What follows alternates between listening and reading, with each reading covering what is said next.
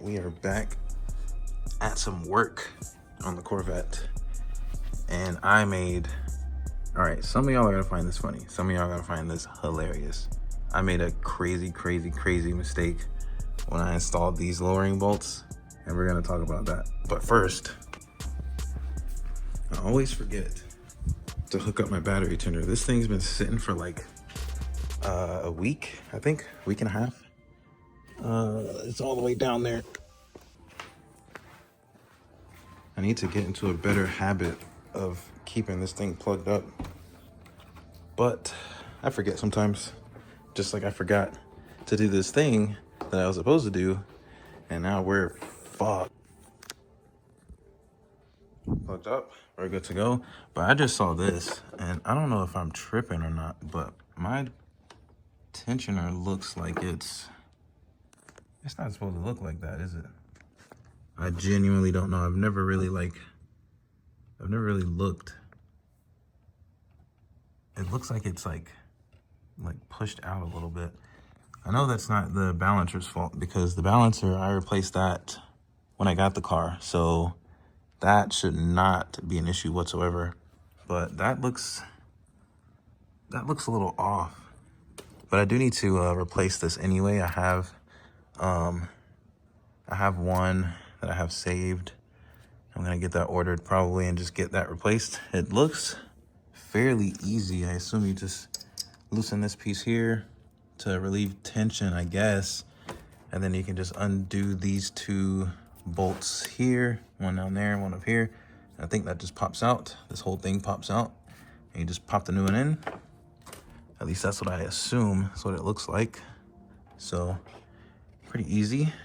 But yeah, that does not look right, dude. That does not look right. I'm gonna have to order that before I start ripping this car again. Yeah, that's low-key a bummer, but that's okay. We're just gonna go ahead and lower this. Okay, back to the lowering bolts. So again, some of y'all are gonna find this hilarious, and some of y'all are probably gonna hate me and call me very not so nice names, but that's okay. But what I did, obviously we installed the lowering bolts on the rear and in the fronts.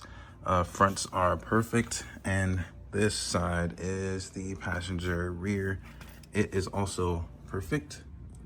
And we got it looking pretty good. Pretty nice. I think that's a pretty good height there. But the issue was that the car would just kind of lower itself more than what I wanted it to be. I thought it was just settling, but then it just kept settling. So I'm like, okay, what the hell's going on? This side was just a little tad, like a tad lower than what I wanted it to be. And then the other side was just stupid low all the time. So, all right, hear me out. We got the bolt, the nut that has a washer on it, the bushing, washer, and then the head of the bolt. So we have this side perfect. Now let me show you the other side. Now hold your breath on this. Man, it's low-key embarrassing, and I don't know how I did this. I think I was rushing, or I don't know what happened, but when I had this installed, okay, so I had the bolt and I had both bushings on, and the nut with the washer is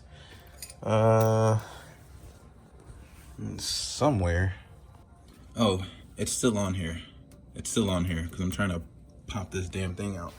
So what I did, or technically what I did not do, somehow I forgot to put the washer under here.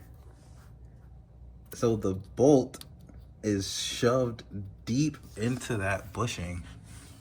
And that's why this side was just too damn low all the time. And bro, I was like, I know how to install lowering bolts. There's no way I fucked this up, but clearly you fucked it up. But that's okay. I'm just trying to figure out how to get this damn bolt out without having to take off this whole thing and then take off the leaf spring and do all that bullshit. Definitely do not want to do that. I mean, I don't know, dude. That thing is in there.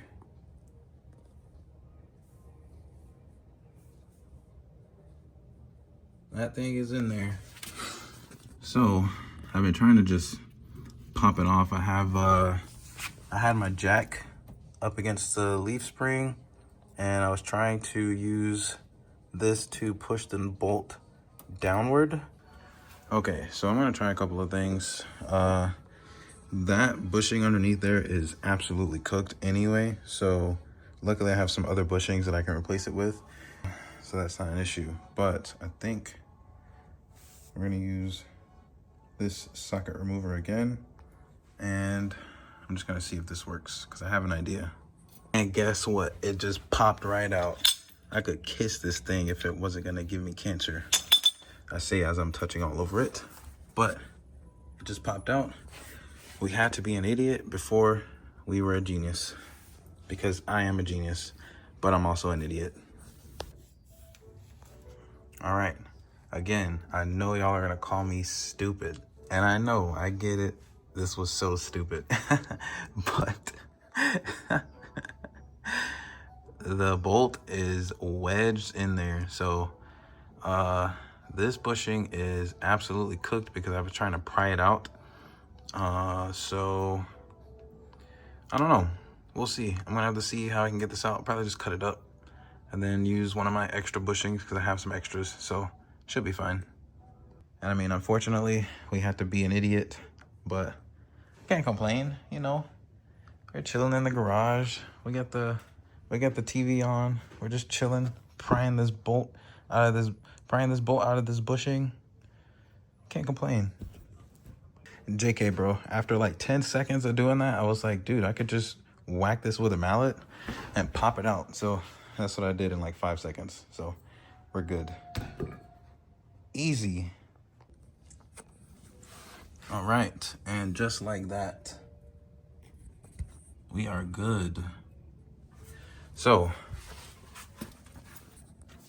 all right, so we should be good now. We have the washers on both sides now, so we should be good. They are even on both sides now, so I'm assuming once we drop this, we let it settle, the fitment should be like close to what I want it to be, but I'm gonna have to like restart the adjustments, I think, because I don't know what level they were at when I first lowered the car. But now that that's done, I need to address this transmission leak to see where exactly it's coming from, because I have no idea. So I hate crawling under cars, so I'm gonna throw one of these old wheels under here for now. Wow, look at that. We got a nail in one of the Michelin pilots, but we're not using these anyway. I could use these for like burnout practice or something, I don't know.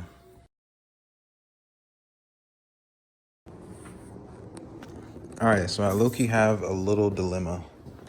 So my tensioner is leaving the chat.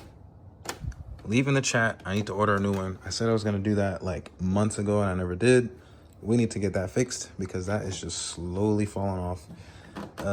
I was looking into getting the Kotek ones, but they're like, all right, y'all gonna have to give me some advice on this. I can either get another OEM one or I can get the Kotek one, which they're really nice, more expensive obviously, but they are not an automatic system. The Koteks are manual, and I don't think they have, I don't think they're spring loaded, I think it is, so they don't automatically like adjust the tension. You have to manually adjust it and then basically over time readjust it, and that just seems like a lot of work. Plus, I don't plan to do like crazy numbers on this car either, so I feel like it'd just be a waste. But I could just get this exact same setup and just bolt it back on and I'll be good to go. It's automatic, don't have to do anything. Just go OEM, which is probably better to be honest. And I don't know. Decisions, right? Decisions. But for the meantime, that means that means once again, the Corvette is down and out. And I still did not put the wheels on, which I think I'm gonna do that in the morning.